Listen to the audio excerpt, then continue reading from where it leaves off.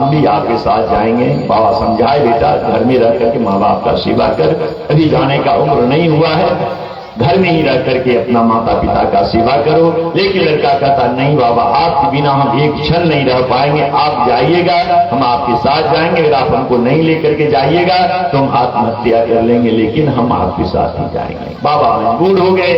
माता पिता भी के ठीक है बाबा, अगर आपके साथ रहेगा तो कम से कम जिंदा तो रहेगा, बाबा लेते जाएंगे। अब बाबा के साथ तो लड़का चला जाता है, स्टेशन पर जाकर के गाड़ी बाबा पकड़ते हैं, लड़का भी गाड़ी में बैठ जाता है। महात्मा जी तो महात्मा जी हैं, जटाजूट बड़ा हुआ है, लाल पीला कपड़ा पहने हुए हैं, टिकट तो उनको कटाना नहीं पड़ता है, जहां मन होगा चले जाते हैं।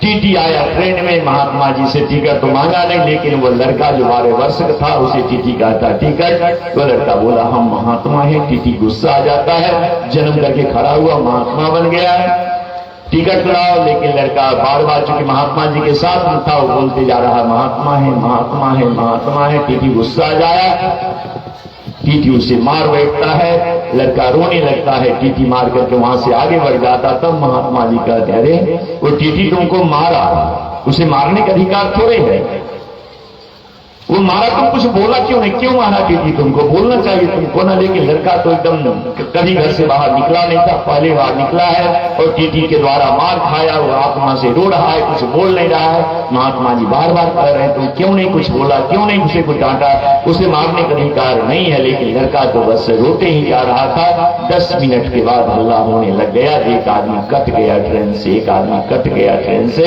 महात्मा जी बैठे बैठे बता दें कौन कटा होगा, वही टीटी कट गया होगा। और कौन कटेगा, टीटी कट गया। इसीलिए मैं इसको कह रहा था कि अगर ये कुछ बोल देता उसको तो उसका भी दोष कट जाता है।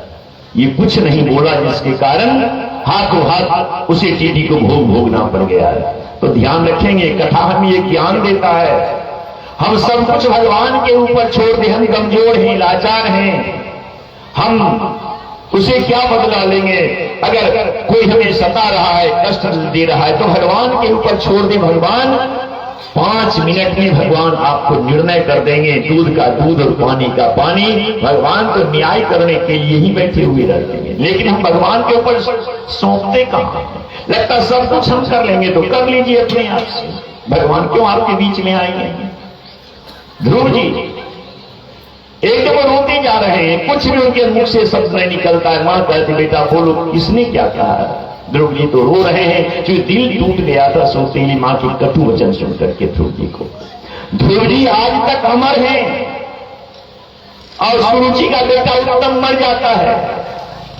जिसकी मां सुनीति हो उसी का बेटा अजर अमर होता है।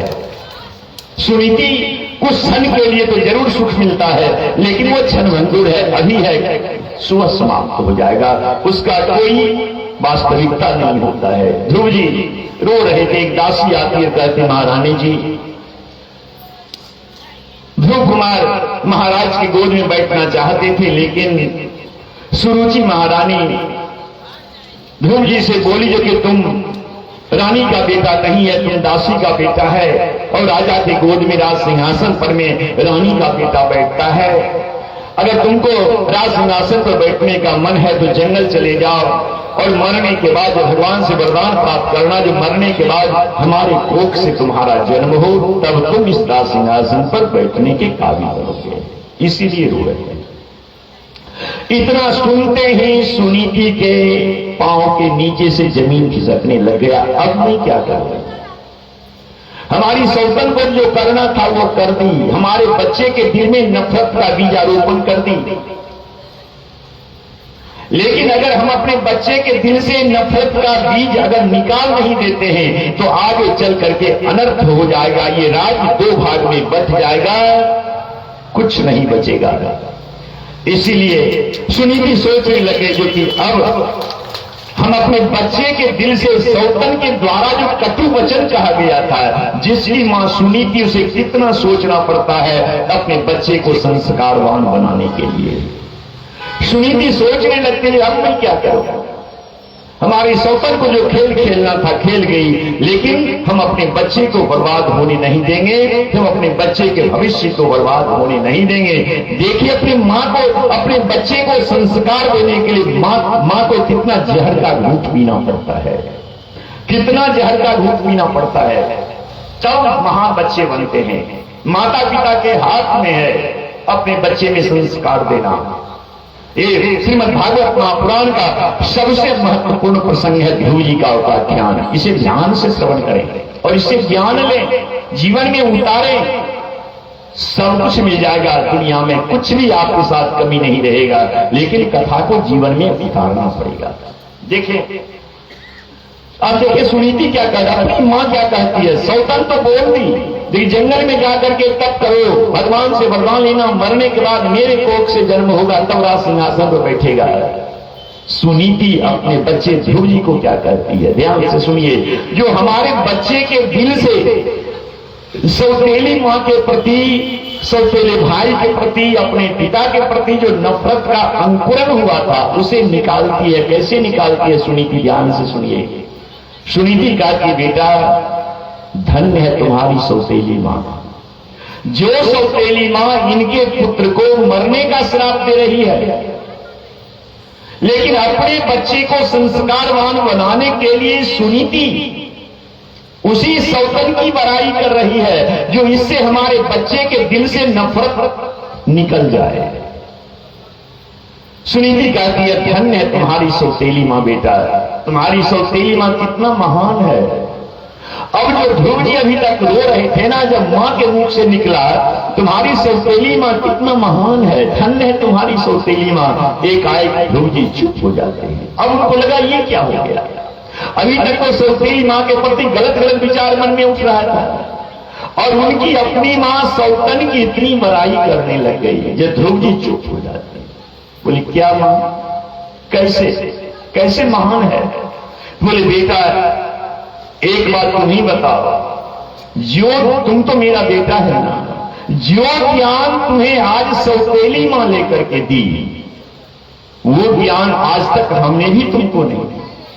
ध्रुव जी और आश्चर्यचकित हो गए, ये माँ क्या बोल रही है।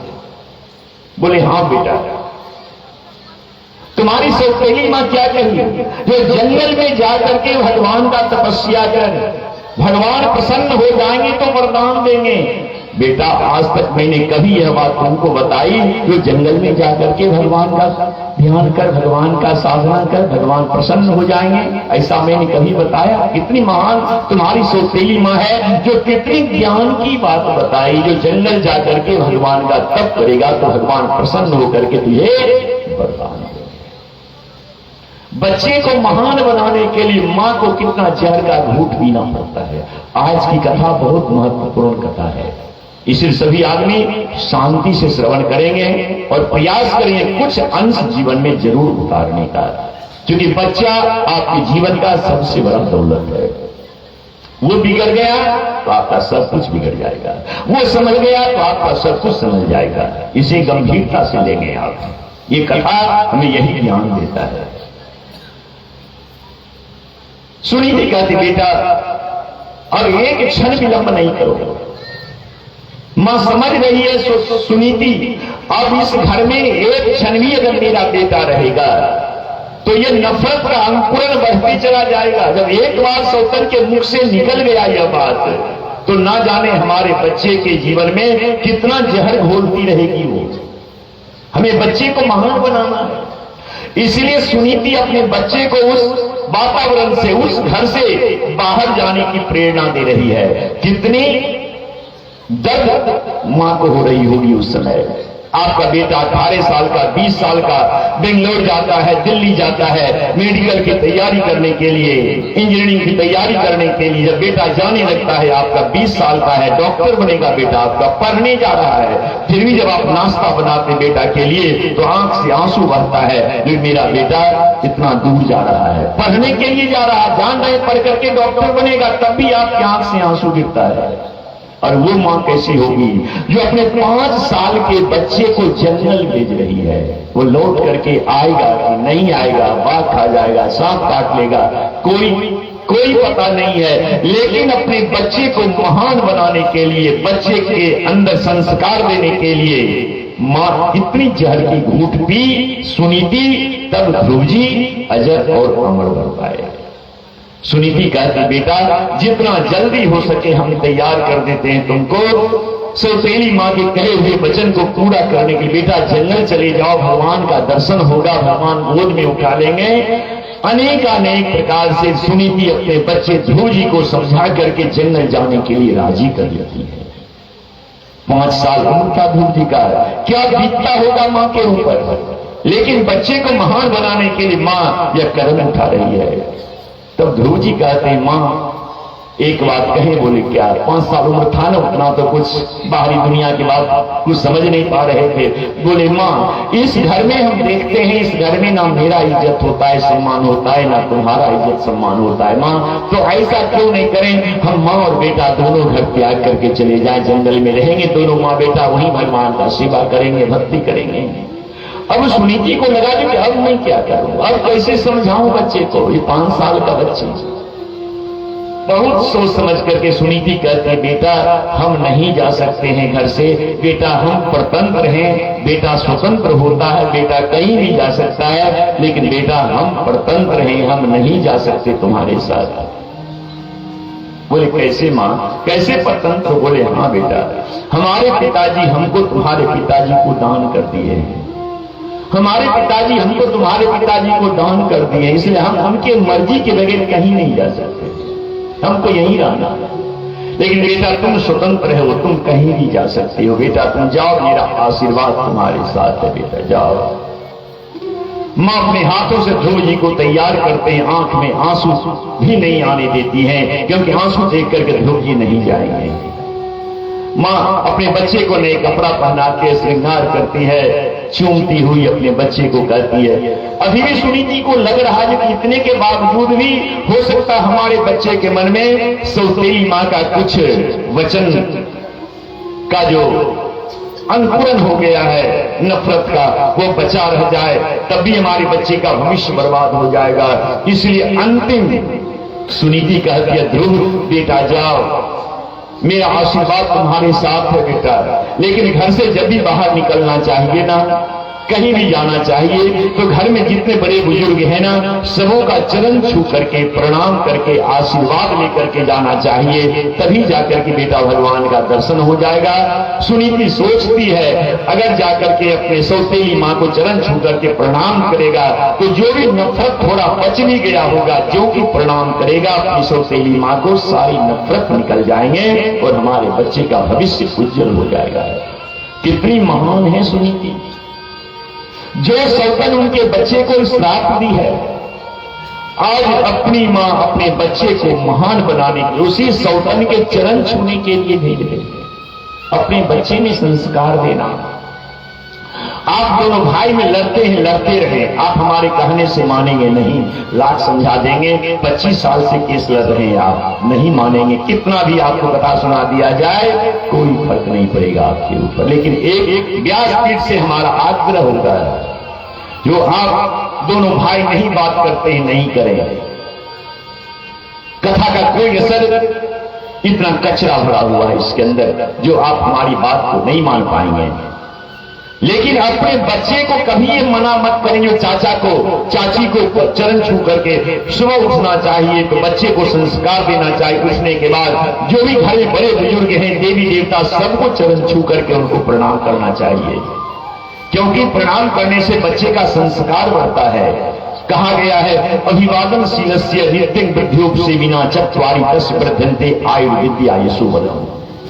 अपने से बड़ों को चरण छू करके प्रणाम करने से आयु बढ़ता है, विद्या बढ़ता है, बल बढ़ता है, यश बढ़ता है। आयुर्विद्या यशोबलम्, 4 चीज की वृद्धि होती है। तो आप अपने भाई से नहीं बात करते, मत करें, लेकिन अपने बच्चे को यह कभी मत कहेंगे चाचा को जाकर के प्रणाम मत करना, चाची को प्रणाम मत करना, क्योंकि अरे चाचा चाची एक दिन प्रणाम करने नहीं देंगे, 2 दिन नहीं देंगे, लेकिन प्रत्येक दिन एक बच्चा जाएगा चाचा को प्रणाम कर, चाहे लाख दुश्मनी आपके दोनों भाई में हो।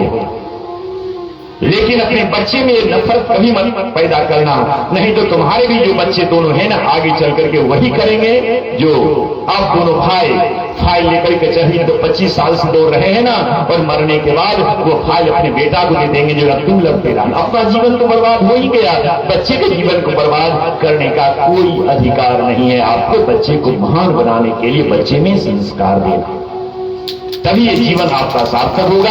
अन्यथा जीवन की कथा सुनने से कोई लाभ नहीं, कुछ भी लाभ नहीं। जीवन कट गया कथा सुनते सुनते। कितनी बार भागवत सुने, क्या बदल गया होता है। कथा को जीवन में उतारे। आप महाराजा हैं, महाराजा भगवान आपको महाराजा बना करके भेजे, अपने कर्म दोष के कारण भिखारी बन गए हैं। आप अपने कर्म दोष के कारण आज आपकी ये दयनीय स्थिति है। भगवान को महाराजा बनाए थे लेकिन सुरुचि के बस में आ गए। यहां करके सुनी थी, अच्छा कर्म अच्छा लगता नहीं, अच्छा जगह पर जाने में पांव कांपता है, भगवान की कथा में जाने में डर लगता है।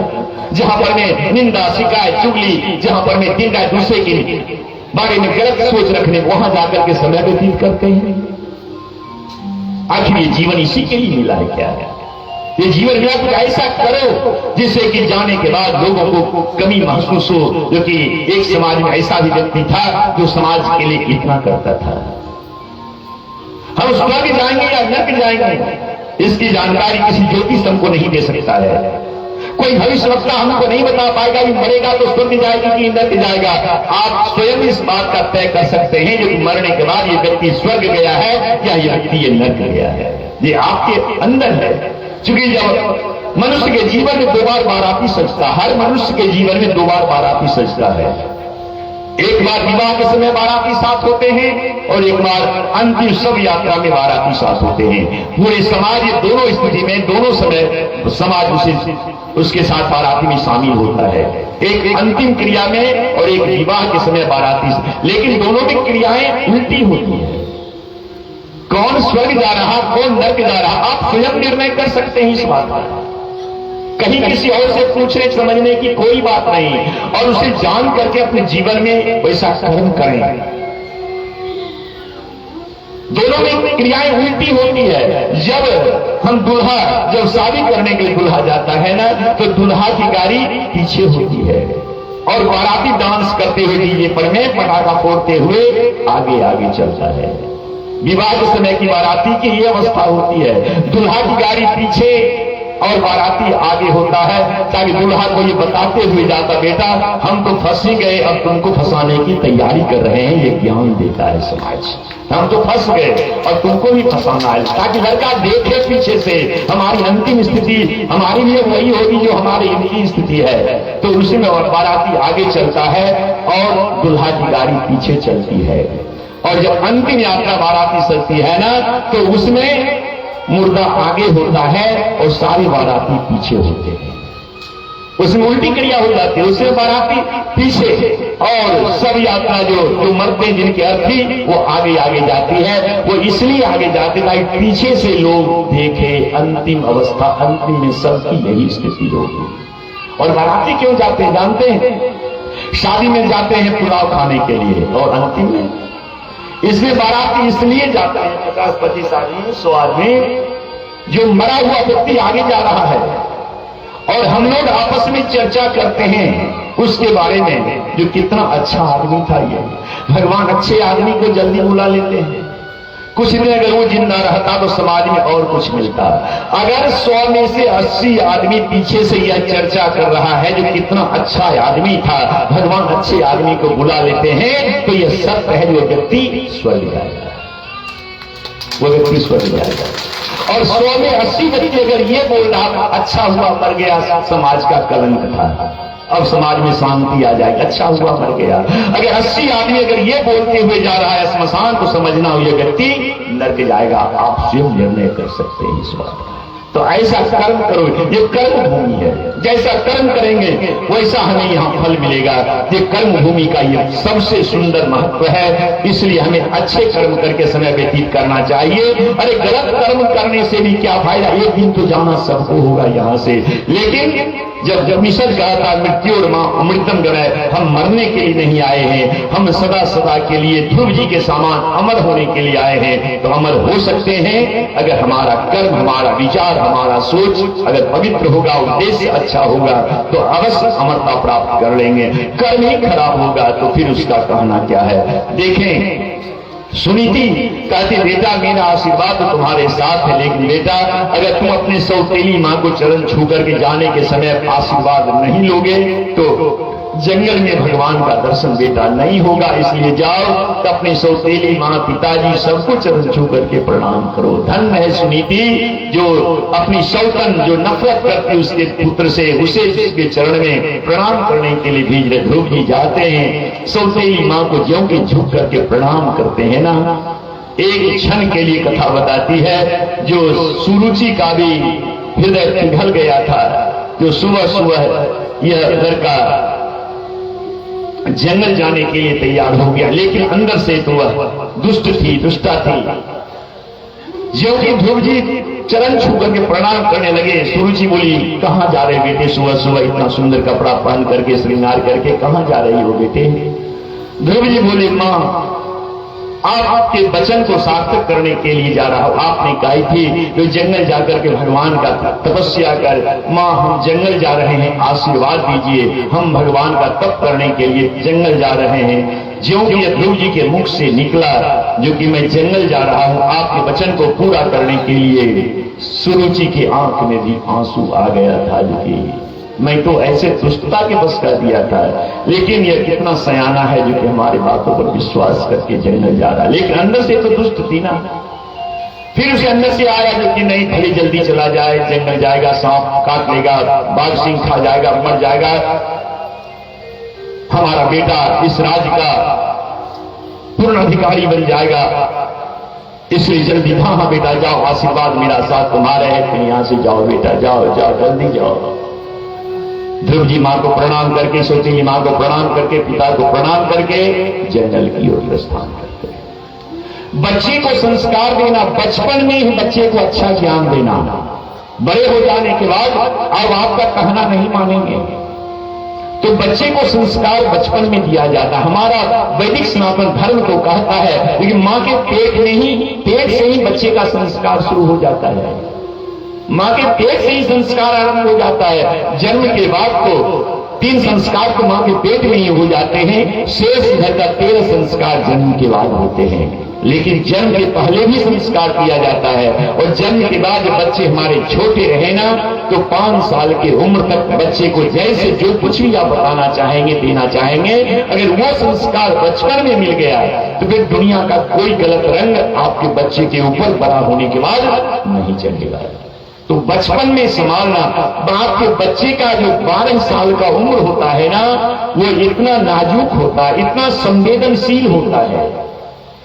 अगर बच्चे 12 साल तक मां पिता के अच्छे संस्कार में अगर बच्चे पलते हैं तो बड़े होने के बाद वो बच्चे के ऊपर कोई गलत प्रभाव नहीं पड़ता, चाहे वो कितने गलत जगह पर क्यों नहीं चला जाएगा, हमारे बच्चे का संस्कार भविष्य कभी बर्बाद नहीं हो सकता है। इसलिए बचपन में भगवान की कथा में तो कहता हूं बच्चों को लाओ, और वक्ता कहते हैं बच्चे को कथा में नहीं लाने के लिए, हल्ला करता है। भूषण भाई जी की कथा में ऐसी कोई बात नहीं। मैं नंदन और चंपक की कहानी नहीं सुनाता, मैं भागवत आपके बच्चे को ही सुनाता हूं। सामने हमारे गौरीपुर के भोला जी आए हुए हैं, इनके गांव में आज से 15-18 साल हम कथा करने के लिए गए थे, और आपको यकीन नहीं होगा, विश्वास नहीं होगा। मैं तो बार बार मेरा कथा दिन में होता, रात में कथा नहीं के बराबर करता हूं। आपके यहाँ तो रात में कथा, उसमें भी 8 बजे से कथा आरंभ हो रहा है, कहीं रात्रि होना 6 बजे से 7 बजे से, यहाँ तो 8 बजे से कथा कर रहे हैं। 1 बजे 3 से हमारा कथा होता था। आप भले आते हैं 1 बजे कथा शुरू होता, आप आते हैं 3 बजे, आपके पास समय नहीं होता।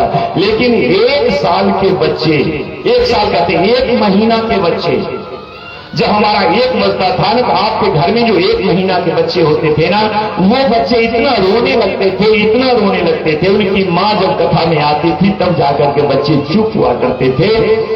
इसका प्रभाव ये तरंग है, ये जो मैं बोल रही है तो एक तरंग है, वो तरंग हृदय पर में जाकर के चोट मारता है। ये वाणी कभी समाप्त थोड़ी होती है। जो वाणी यहां से निकल रहा है वो जहां तक ये वाणी जाती होगी वहां तक के आपके अंदर यह एक ऐसा प्रतिक्रिया पैदा करता है जिससे कि आपके अंदर अच्छा भाव जागृत हो, भगवान के प्रति आस्था विश्वास पैदा हो, आप भगवान की कथा में आने के लिए सोचें। ऐसा तरंग वाणी में होता है।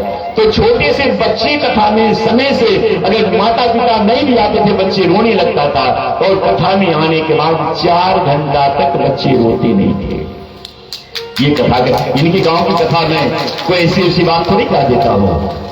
ये कथा का महत्व होता है, लेकिन आप लोग के पास समय नहीं होता, सारे काम। ये सोचने की बात है ये कथा से क्या मिलेगा।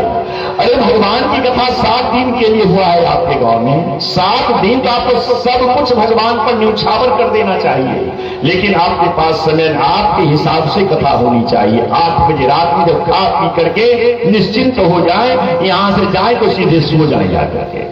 यानी सारा संसार का सारा काम करने के बाद हमें समय मिलेगा तब भगवान भी समझते नहीं है कितना तुम चालाक हो।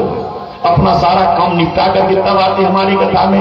भगवान कहते नहीं, हमारे लिए त्याग करो, हमारे लिए समय निकालो। अरे कथा के समय से अपना समय निकालना। कथा का निर्धारित समय 4 बजे हो गया तो हमारे अंदर बेचैनी पैदा होनी चाहिए कि 4 बजे से पहले हमको कथा में जाना हो, और वो काम छोड़ करके आए देखे नारायण आपके काम को पूरा करते हैं। आपको विश्वास ही नहीं है भगवान के ऊपर, खाली ठको से पाखंडी पाखंड करते हैं, भगवान भगवान भगवान भगवान करते हैं। विश्वास कहां भगवान के ऊपर आपको? भगवान को विश्वास रहता तो कथा को मोड़ते चले जाते। समय के हिसाब से हम सब काम धाम करके निश्चिंत हो जाएं तब कथा होनी चाहिए। मैंने कल ही कहा था इस बात को, ये कोई स्टेज प्रोग्राम नहीं है जो कि हम 2 बजे रात को कथा करिए। भगवान भी तो शयन में जाते हैं, उनकी कथा हो रही है, वो भी तो सोते हैं। अब उनको 2 बजे रात तक हम कथा कहते रह जाए, ऐसी बात तो नहीं होनी चाहिए। लेकिन अपनी सुविधा के लिए हम सोचते हैं, लेकिन एकदम हम सब काम, यहां तक कि भोजन भी करके आवे, यहां से जाने के बाद सो जाना चाहिए। भगवान भी सोचते हैं ना, हमारे लिए तुम क्या त्याग कर रहे हो? जब हमारे लिए तुम कुछ त्याग नहीं कर रहे तो हम तुमको देंगे कैसे? लेने के लिए अंदर से तो विश्वास चाहिए ना, तब जाकर के हम ले पाते हैं ना। लेकिन ये सब कुछ सिर्फ सुनने सुनाने के लिए है, जीवन में उतारने की कहीं कोई बात ही नहीं है। हम भगवान को मानते कहां? बस एक बोलचाल की भाषा में राम राम राम राम राम राम का लेते हैं, और ज्यादा से मिलता है कुछ नहीं मिलता।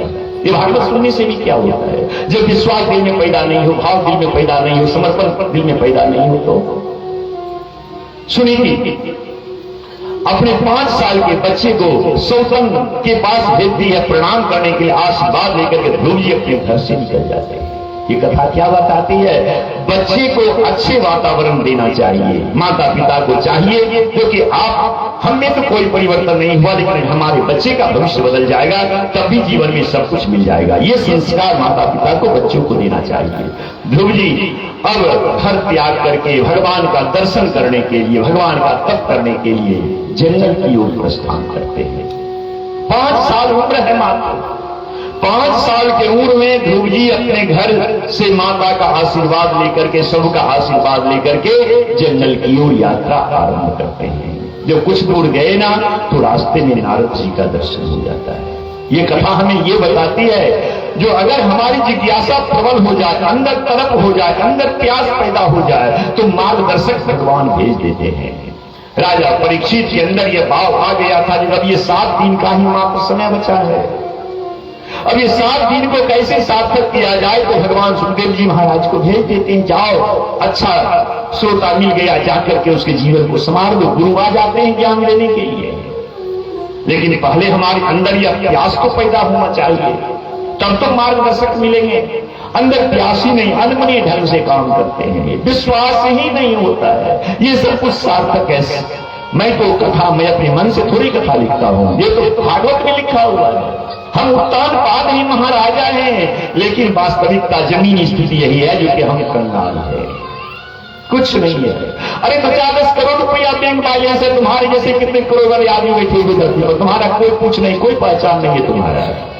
यहाँ के लिए बड़ी आदमी हो सकते हो, लेकिन यहाँ से बस 10 कोस और दूर चले जाओ ना, तुमसे ज्यादा पेशावर आदमी वहां मिल जाते मेरे भाई। तुम्हारा कोई वजूद नहीं है, चूंकि ऐसा कोई कर्म नहीं कर रहे हैं, भगवान के ऊपर विश्वास नहीं हो पाता है, अपने आप को पहचान नहीं पाते हम। ध्रुव जी जब चलते घर से भगवान का दर्शन करने के लिए रास्ते में नारद जी मिल जाते हैं, गुरु मिल जाते हैं कि गुरु के बिना भगवान का दर्शन कैसे होगा। कोई पथ प्रदर्शक तो चाहिए, कोई मार्गदर्शक तो चाहिए। अरे यहां से दिल्ली जाने का अगर एक रास्ता हो तो यहां से गाड़ी बैठेंगे दिल्ली पहुंच जाएंगे, लेकिन दिल्ली जाने का एक ही रास्ता थोड़ी है, हजारों रास्ता है दिल्ली जाने का, राजधानी जाने का। हर राज्य से दिल्ली जाने का अलग अलग रास्ता है, मार्ग है, रूट है मेरे भाई। लेकिन हमको किधर से जाना है यह तो कोई जानकार व्यक्ति ही बता सकता है हमको ना। तो इसलिए गुरु की आवश्यकता पड़ती है। गुरु हमें ज्ञान देते हैं जो कि किस रास्ते पर हमें चलना चाहिए। भटकाव तो कदम कदम पर होता है। हम धर्म कर्म करते हैं, हमारे साथ भगवान परीक्षा लेते हैं, हम उस रास्ते को त्याग देते हैं, लेकिन ये गुरु हमारे सामने होते हैं तो गुरु कहते नहीं ये तुम्हारी परीक्षा है, इस रास्ते पर चलते रहो। इसलिए गुरु की आवश्यकता है जीवन में। ध्रुव जी को भगवान नारद जी का दर्शन इसीलिए हुआ था क्योंकि ध्रुव जी अब जा रहे हैं भगवान को खोजने के लिए, भगवान का दर्शन करने के लिए। ये तो बच्चे, इनको कोई जानकारी नहीं भगवान का दर्शन कैसे होगा, तो भगवान नारद जी को भेजे थे, जाओ मार्गदर्शन दो। गुरु आ जाते हैं। गुरु शिष्य का संबंध जीवन में बहुत पवित्र और पावन रिश्ता होता है। गुरु शिष्य के बीच किसी प्रकार का द्वैत भावना नहीं होती है। गुरु शिष्य में आत्मा और शरीर का रिश्ता होता है। शिष्य के पांव में कांटा गरे और दर्द गुरु को नहीं हो तो गुरु शिष्य का रिश्ता क्या है। कष्ट गुरु को हो और तकलीफ अगर शिष्य को नहीं हो जाए तो ये कैसा गुरु शिष्य का रिश्ता है मेरे भाई, कैसा रिश्ता है गुरु शिष्य का। गुरु आराम का जीवन जिए और शिष्य के तल पर में वस्त्र नहीं है। शिष्य अनेक कष्टों से जकड़ा हुआ है, तो फिर ये गुरु शिष्य का रिश्ता कैसा है। अरे गुरु शिष्य के बीच आत्मा और शरीर का रिश्ता होता है।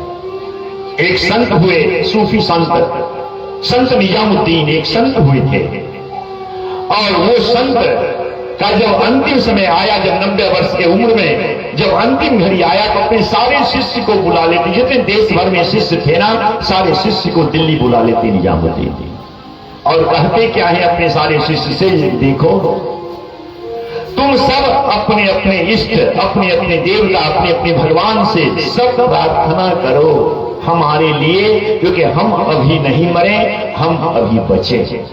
ऐसा तुम लोग भगवान से प्रार्थना कर, उल्टे गुरु कह रहे हैं। ऐसे निजामुद्दीन ज्ञान देते थे अपने शिष्य को अंतिम चरण में, तुम लोग भगवान के पास बैठ करके हमारे लिए लंबी आयु की कामना करो, जो कि हम बहुत दिन तक बचे।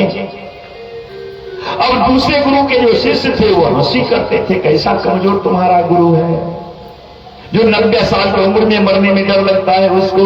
जो गुरु स्वयं इतना कमजोर है वो अपने शिष्य को दीर्घायु होने का क्या आशीर्वाद दे सकता है। सब हंसी मजाक करते थे। अब इनके शिष्य को कभी कभी ऐसा तकलीफ हो जाता, महाराज जी ऐसा क्यों कहते हैं करने के लिए, वो तो शिष्य को आशीर्वाद दे चिरायु भव दीर्घायु भव, लेकिन वो अपने बचना चाहते हैं, लोग हंसी कर रहे हैं। एक दिन एक शिष्य हिम्मत करके निजामुद्दीन से कहता है, गुरुदेव क्षमा करें, हम साधारण प्राणी हैं, गुरुदेव आपके इस वाणी के इस रहस्य को नहीं समझ पाते, लोग हंसी कर रहे हैं, तुम्हारा गुरु कितना कमजोर है, आप ऐसा हम लोग को करने के लिए क्यों कहते हैं, जो हम अधिक दिन तक बचे, इसलिए भगवान से प्रार्थना करें। निजामुद्दीन हंसने लगते, कहते बेटा हम मूर्ख नहीं है, हम मूर्ख नहीं है जो तुमको ऐसा करने के लिए कहते हैं। ऐसा करने के पीछे उद्देश्य है। बोले क्या उद्देश्य है गुरुदेव, आप ऐसा क्यों कहते हैं करने के लिए। निजामुद्दीन का एक परम शिष्य था जिसका नाम था अमीर खुसरो। निजामुद्दीन खुलासा करते हैं, जानते हो जिस दिन मैं मर जाऊंगा, जिस दिन हमारा ये शरीर छूट जाएगा, उस दिन मेरा परम शिष्य अमीर खुसरो भी मर जाएगा, वो जिंदा नहीं रहेगा हमारे। ये गुरु शिष्य का रिश्ता। अभी तो गुरु महाराज दिल्ली में है और उनका शिष्य हरिचट है। और गुरु महाराज कहते हैं कि मोबाइल पर में गुरु दीक्षा भी देते हैं, फोटो पर में गुरु मंत्र भेज देते हैं। ना शिष्य कभी गुरु का दर्शन किया, ना गुरु कभी शिष्य को आशीर्वाद दिया, ना शिष्य गुरु का चरण सेवा किया और रिश्ता बन गया गुरु शिष्य का। नहीं, ये परंपराएं नहीं थी। गुरु का आशीर्वाद जिस शिष्य को मिल जाए वो तो भगवान का दर्शन कर पाता है। गुरु शिष्य के बीच तो आत्मा शरीर का रिश्ता होता। निजामुद्दीन कहते हैं जिस दिन मैं मर जाऊंगा उस दिन अमीर खुसरो मर जाएगा। हमारे जैसे गुरु तो इस विश्व को अनेकानेक मिलेंगे, लेकिन अमीर खुसरो जैसा शिष्य इस विश्व को दोबारा कभी नहीं मिलेगा। इसलिए मैं अपने लिए जिंदा रहना चाहता हूं। मैं अपने परम शिष्य अमीर खुसरो के लिए जिंदा रहना चाहता हूं। ये रिश्ता था गुरु शिष्य का। और वही हुआ जब निजामुद्दीन का जब मरने का समय आया ना, तो निजामुद्दीन अपने वसीयतनामा में लिख करके मरे। क्या लिखे थे? क्योंकि मेरे मरने के बाद मेरे मजार के आगे सामने पहले हमारे परम शिष्य अमीर खुसरो का मजार होना चाहिए। जो भी मन्नत मांगने हमारे मजार के पास आएगा वो सबसे पहले हमारे परम शिष्य के मजार पर माथा टेकेगा, उसके बाद मेरे मजार पर आएगा, उसका मन्नत पूरा होगा। ये रिश्ता था अमीर खुसरो यानी गुरु और शिष्य के बीच। जब मरते हैं निजामुद्दीन, और निजामुद्दीन तो दिल्ली में थे और अमीर खुसरो लखनऊ में रहता था। जिस दिन पता चला अमीर खुसरो का मेरा मालिक चला गया दुनिया से, अमीर खुसरो अंतिम लफ्ज अपने डायरी में कलम से लिखता है। अमीर खुसरो लिखता है डायरी में, गोरी सोए सेज पे सिर पे डाले केस, चल खुसरो घर अपना अब रही नहीं चल। तो कुछ नहीं बचा, मेरा मालिक चला गया, मेरा बादशाह चला गया, मेरा शहंशाह चला गया, फिर अब जिंदा रहने से भी क्या फायदा। काला कपड़ा पहन लेता, अन्न पानी त्याग देता है और अमीर खुसरो दुनिया से विदा हो जाता है। ये रिश्ता था गुरु और शिष्य के बीच। अगर गुरु मिल जाए तो भगवान मिलेंगे, गारंटी है। अगर सामर्थ्य गुरु मिल जाए तो भगवान का भी दर्शन होगा। इसमें कहीं किसी प्रकार का कोई संशय की कोई बात ही नहीं है।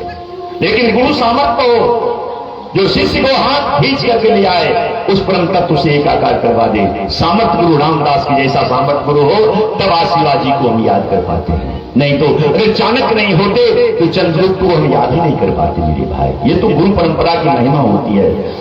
नारद जी मिल जाते हैं रास्ते में और ध्रुव जी से कहते, बेटा कहां जा रहे हो? ध्रुव जी कहते हैं, प्रभु मैं जा रहा हूं भगवान का दर्शन करने के लिए, जंगल जा रहा हूं। नारद जी कहते, बेटा इस उम्र में 5 साल के उम्र में जंगल जा रहे भगवान का दर्शन करने के लिए? अभी तो बेटा खेलने का समय है, कूदने का समय है बेटा, अभी जाओ खा पियो मौज मस्ती करो, अभी जंगल जाने का समय नहीं आया। लेकिन ध्रुव जी को ठोकर लग गया था सौतीली मां के द्वारा। इसे ध्रुव जी कहते नहीं कूदे, अब हमें पीछे लौटने की आज्ञा मत दे, मैं घर नहीं आऊंगा। अब आप जैसे सामर्थ्य गुरु का जब दर्शन हो गया है, आप ये बताएं कि भगवान का दर्शन कैसे होगा जंगल में। सभी आदमी शांति बना करके बैठेंगे आज, और अभी मैं आपको बहुत कुछ बताने वाला हूं जिससे आपके घर में सुख शांति आए। सामूहिक रूप से मैं आपको बताने जा रहा हूं इसी कथा के माध्यम से।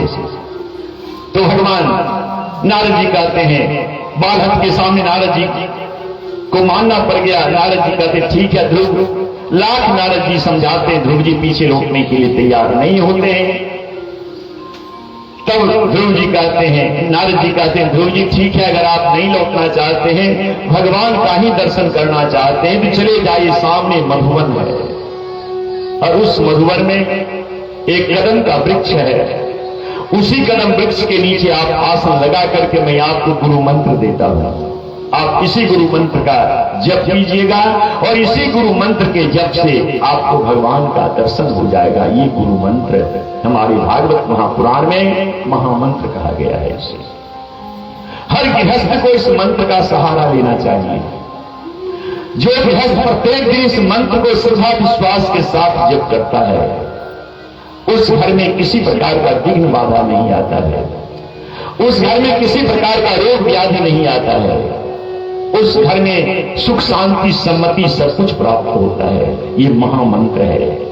इस मंत्र के बारे में गीता में ये लिखा गया है, अगर आपके भाल पर में गरीबी लिखा हुआ है, लक्ष्मी आपके पास कभी नहीं आएगी।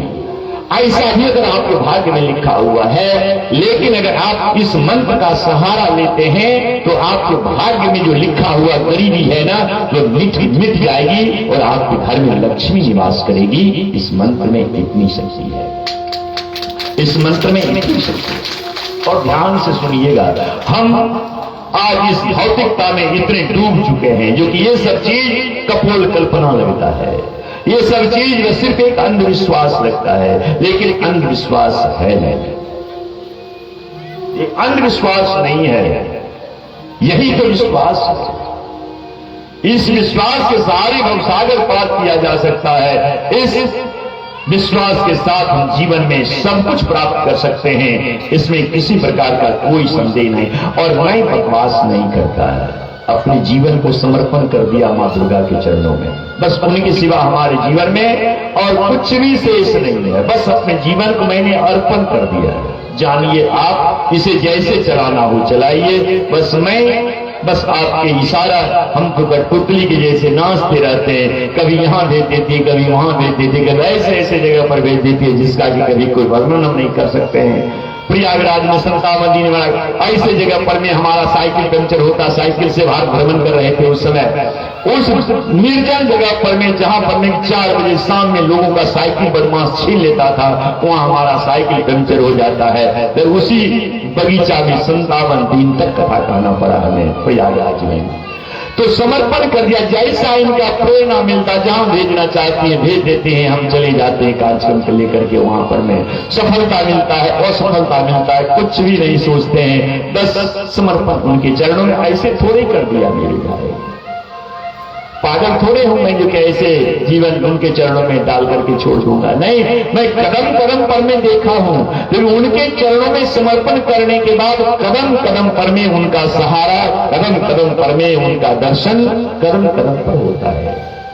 तब जाकर के विश्वास के साथ आपकी कथा सुनाता हूं, ऐसे नहीं सुनाता हूं। आपके घर में किसी प्रकार की अशांति है, आपके घर में आपके बच्चे गलत रास्ते, गलत संगत में चले गए हैं, आपके बच्चे का खान पान गलत हो गया, आपके घर में आपके पति नशा का सेवन करके घर में अशांति पैदा किए हुए रहते हैं, लड़ाई झगड़ा कहने सुनने की कोई बात नहीं है।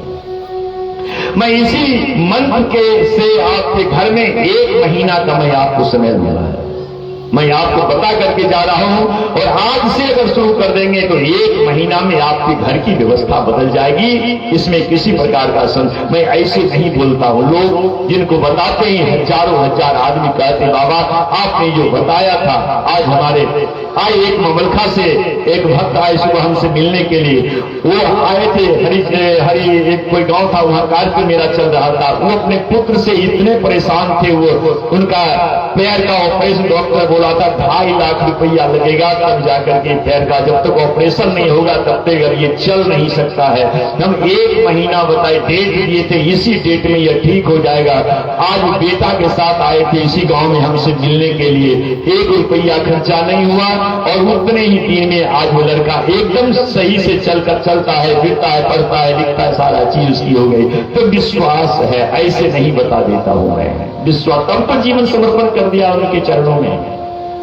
ये नारद जी के द्वारा ध्रुव जी को ये मंत्र दिया गया था, और नारद जी से भगवान, नारद जी से ध्रुव जी, नारद जी ध्रुव जी को कहे थे, बेटा इसी मंत्र का अनवरत जप करना मधुवन में जाकर के, और इसी मंत्र के प्रभाव से तुम्हें भगवान दर्शन देने के लिए चले आएंगे। इस मंत्र में कितनी शक्ति है, यह हर वैष्णव, हर गृहस्थ को इस मंत्र का अवलंबन लेना चाहिए, पूर्ण श्रद्धा भक्ति के साथ लेना चाहिए।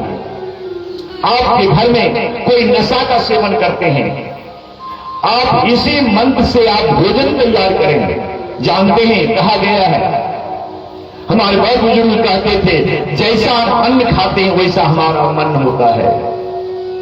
जिस प्रकार का अन्न संसर्ग दोष होता है, अन्न में अनेक प्रकार के दोष होते हैं, उस अन्न को खाने वाले आदमी का विचार भ्रष्ट होता है, बुद्धि भ्रष्ट होता है, ज्ञान भ्रष्ट होता है, और अनेक बाधाओं से उनका जीवन व्यसित होता है। मैं तो यहां तक आपको कह दूं तो इसमें किसी प्रकार की कोई अतिशयोक्ति नहीं होगी, क्योंकि मां आपके हाथ में सारा चीज है। आप आदि शक्ति हैं, आप जगदम्बा हैं। आप अगर चाह लेंगे तो आपके घर मंदिर बन जाएगा, आपके घर में सुख शांति आ जाएगा, सिर्फ आपके चाहने मात्र से, आपके चाहने मात्र से। और चाहने के लिए क्या करना होगा? अगर मैं तो स्पष्ट बोल दूं, अगर आपके घर में अशांति है, लड़ाई झगड़ा है, गरीबी है, बीमारी है, किसी प्रकार की समस्या है, तो इसका कारण अगर आपको मैं बताना चाहूं तो ये है क्योंकि आपको भोजन बनाने के लिए नहीं आता है। आपको भोजन, कोई भी माता नहीं कह सकती हमको भोजन बनाने के लिए आता है, भोजन बनाने नहीं आता है। अगर आपको भोजन बनाने आ जाए तो आपका घर मंदिर बन जाएगा। अगर आपके घर में किसी प्रकार की समस्या है, बाधा है, सिर्फ भोजन बनाना अगर आप सीख लें तो आपके घर में सारी समस्या का समाधान हो जाएगा। आपके घर में लक्ष्मी और सरस्वती दोनों विराजमान हो जाएगी। भोजन बनाना आ जाए तो अब आपको लगेगा कि हम तो इतना सुंदर भोजन बनाते, इतना स्वादिष्ट भोजन बनाते हैं।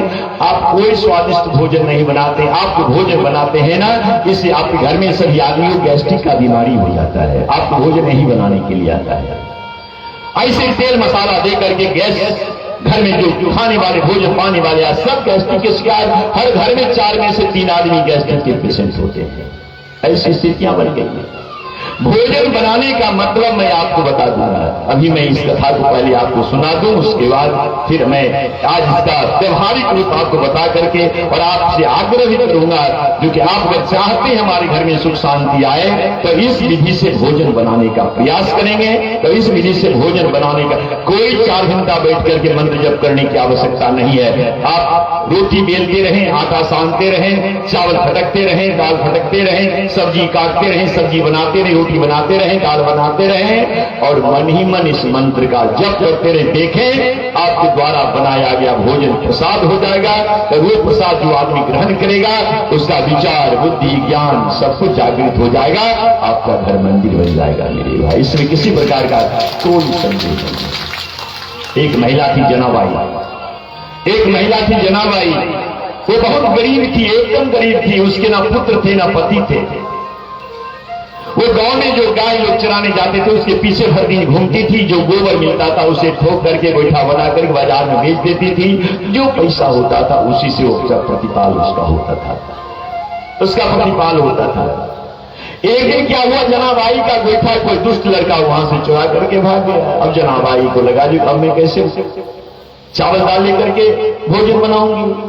वो जनाबाई कुछ नहीं समझा। उस गांव के जो राजा थे उस राजा के पास जाकर जनाबाई शिकायत कर गई, राजन कोई दुष्ट हमारा गोईठा चुरा लिया है, हम भोजन कैसे उसी को बेच करके भोजन करते हैं। राजा बोले जो कि हम क्या करें, तो हमारा गोईठा आप खोज करके मंगवा दीजिए। राजा बोली जनाबाई ये तो असंभव है, हम तुम्हारे गोईठा के बदले पैसा दे देंगे, लेकिन वो गोईठा में कैसे? जनाबाई में नहीं, जो मैं अपने शरीर से मेहनत करती हूँ उसी से हम भोजन करते हैं, हम ऐसे आपका पैसा क्यों लेंगे? अब राजा बहुत मुसीबत में पड़ गए जो कि अब ये कैसे होगा। राजा बोला जनाबाई तुम्हारे गोईठा का कोई प्रमाण है, ये तुम्हारा ही गोईठा है? जनाबाई बोली हाँ मेरे राजन हमारे गोईठा का प्रमाण है। बोले क्या प्रमाण है?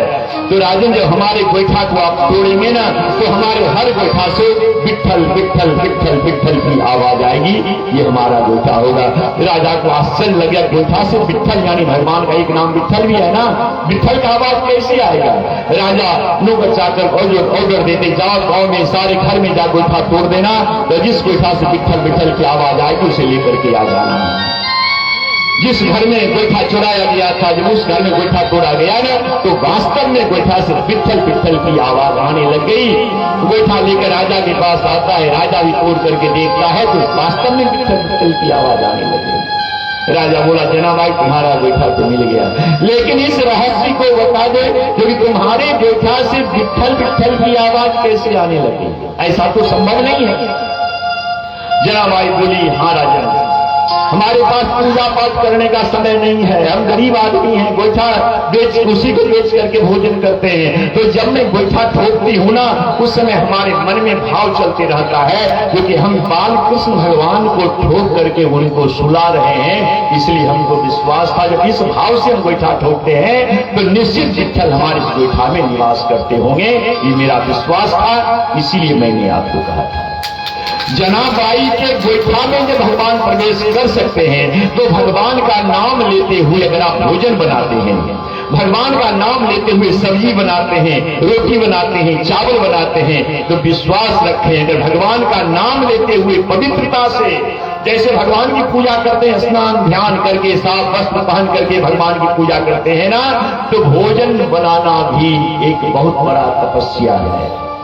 आप सो करके उठते हैं, किचन चले जाते, बिना स्नान ध्यान किए हुए किचन चले जाते हैं, भोजन बना रहे हैं, अभी सब्जी चढ़ा हुआ एक एक लेकर मुंह में डालते हैं, जो स्वाद कैसा बना, फिर वो भोजन हो जाएगा, उसे खाने से लोग बीमार पड़ेंगे, उसे खाने से बीमारी दूर नहीं होगी। भगवान का नाम लेते हुए जो मैं भगवान देखे ना, व्यवहारिक रूप में देखे आप घर में कितना सुंदर सुंदर मसाला, मीट मसाला, गरम मसाला, क्या क्या मसाला, पचफोरना, जीरा सब के करके सब्जी बनाते हैं, लेकिन उसमें वो स्वाद नहीं होता है जो ठाकुरबाड़ी में जो भगवान का प्रसाद बनता है ना, मोटी मोटी रोटी बनती है और दाल में सारे सब्जी नमक हल्दी को डाल दिया जाता है और उसका जो स्वाद आता है ना, वो आपके बनाए गए भोजन में वो स्वाद नहीं होता है, क्योंकि वहां भाव काम करता है, लेकिन भगवान का भोग बनाते हैं, भगवान का प्रसाद बनाते हैं, इससे उसमें स्वाद आता है।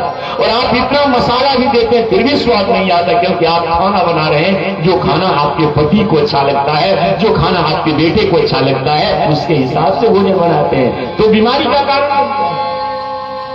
तो ध्यान से सुनिएगा, नारद जी के द्वारा ध्रुव जी को गुरु मंत्र दिया गया है, भगवान का द्वादशाक्षर मंत्र, ये 12 अक्षर का मंत्र है और महामंत्र है, हर गृहस्थ के लिए प्राण जीवनी है। इसमें अगर विधिवत इस मंत्र का, अगर आप नियम से अगर इस मंत्र का सहारा लेंगे तो इससे आपके घर में अवश्य सुख शांति आएगा, हर मनोकामना पूरा हो जाएगा, कोई शत्रु आपको परेशान नहीं करेगा, बच्ची की शादी विवाह में बाधाएं आ रही है वह आपका दूर हो जाएगा, किसी प्रकार का बच्चे की पढ़ाई लिखाई नौकरी चाकरी बीमारी जो कुछ भी है, इस एक महामंत्र से आपको सारा कल्याण हो जाएगा। इस मंत्र में इतनी शक्ति है, मैं सारी विधि बताऊंगा आपको।